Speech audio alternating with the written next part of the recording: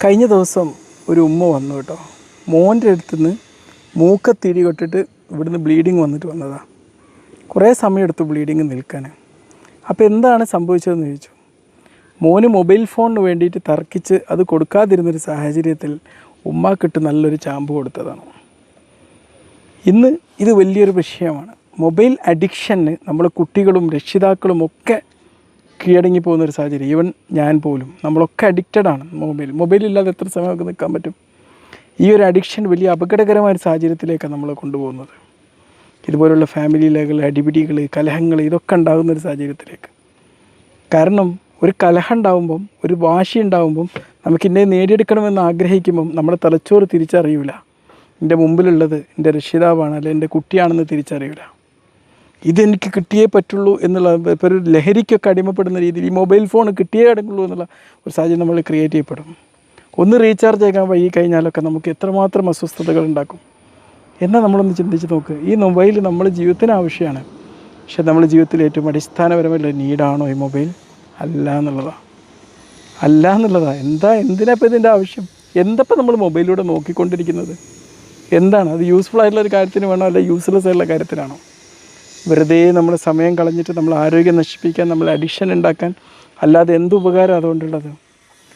നമ്മൾ ഇത്തരം കാര്യങ്ങളൊന്നും അഡിക്റ്റ് ആവാതെ സൂക്ഷിക്കുക എന്നുള്ളത് നമ്മുടെ ഒരു ഉത്തരവാദിത്വം. ഈ മൊബൈൽ ഫോൺ കൊണ്ട് തന്നെ ജീവിച്ച ഒരാളെ കുറച്ച് ജയിലിൽ പിടിച്ച് നിർത്തിയിട്ട് അവിടുന്ന് അത് കിട്ടാത്തൊരു സാഹചര്യത്തിൽ എന്തായിരിക്കും? ഒരു 2-3 ദിവസം മൊബൈൽ ഫോണില്ലാത്തതിൻ്റെ വിഷമം ഉണ്ടാവും.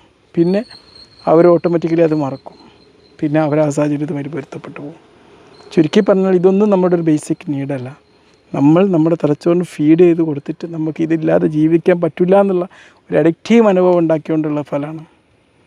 തീർച്ചയായിട്ടും ഒന്നിനും നമ്മൾ അഡിക്റ്റായി പോരുത്. മൊബൈൽ ഫോണൊക്കെ പലപ്പോഴായിട്ട് ഓഫ് ചെയ്ത് വെക്കാനുള്ള ഒരു ധൈര്യം, കറേജ് നമ്മൾ കാണിക്കണം. രാത്രിയൊക്കെ കഴിഞ്ഞാൽ ഫോൺ ഓഫാക്കി വെക്കാം, ഒരു കുഴപ്പമില്ല, ഒന്നും സംഭവിക്കാൻ പോകുന്നില്ല. നിങ്ങൾ വാട്സപ്പിൽ നിന്നൊക്കെ ഒരു ദിവസം 1-2 ദിവസം ഒന്നും ഉപയോഗിക്കാതെ നിന്നോ?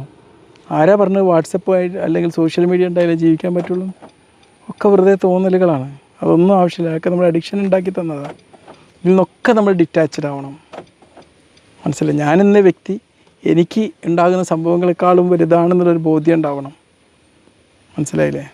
ആ കുട്ടിക്ക് ചെയ്ത് കണ്ടപ്പോൾ ഞാനൊന്നും പറഞ്ഞില്ല. കാരണം കുട്ടി നമ്മൾ തെറി പറഞ്ഞിട്ട് കാര്യമില്ല. ആ സമയത്ത് ആ മൈൻഡ് സെറ്റിൽ ആ കുട്ടിക്ക് സ്വന്തം അമ്മയെ തിരിച്ചറിയാൻ പറ്റാത്തൊരു സാഹചര്യമാണ്. കാരണം അമ്മയെക്കാളും മേലെ തന്നെ മൊബൈലിനോടുള്ള ഈ അഡിക്ഷനാണ് അപ്പം ഭരിക്കുന്നത്. സൂക്ഷിക്കുക നമ്മൾ എന്തിനെങ്കിലും അഡിക്റ്റ് ആയിട്ടുണ്ടോ എന്നുള്ളത്. എന്നിട്ട് അതിൽ നിന്നൊക്കെ ഡിറ്റാച്ച്ഡ് ആയിട്ട് നമ്മളായിട്ട് ജീവിക്കാൻ വേണ്ടി നോക്കൊക്കെ.